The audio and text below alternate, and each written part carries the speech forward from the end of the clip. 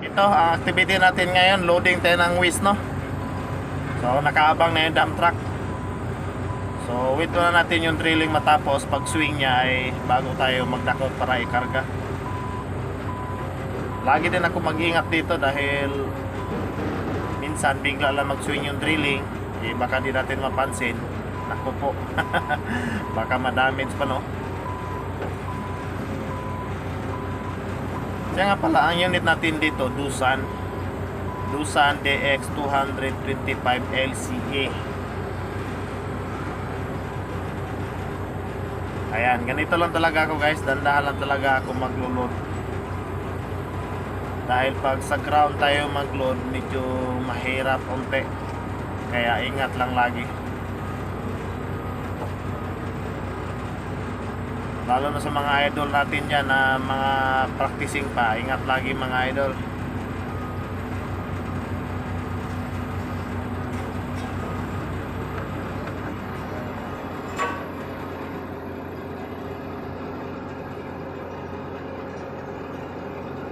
Kunting tiis na lang, pahinga na tayo, no, para sa tanghalian.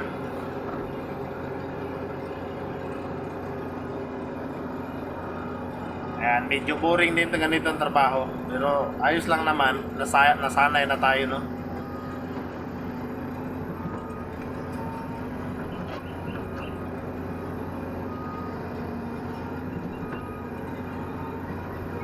Ganito talaga mga ano, gawain namin araw-araw. Kung anong advice pinagawa, yun ang gagawin natin.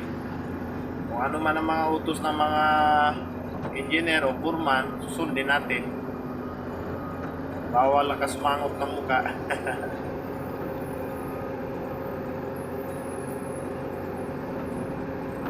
Uy.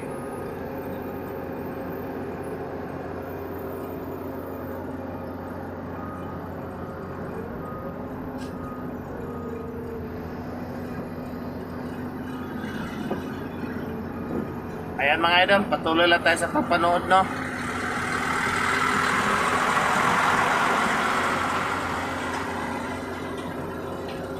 Huwag kayo malimon mag-subscribe sa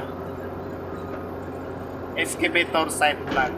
Ayan, sa board file tayo, no? So, bali, magtatlong taon na tayo dito sa board file. Eh, kung gusto nyo malaman kung paano namin ginagawa itong ano, railway, dito nyo makita mga idol kung paano namin ginagawa yung mga pundasyon.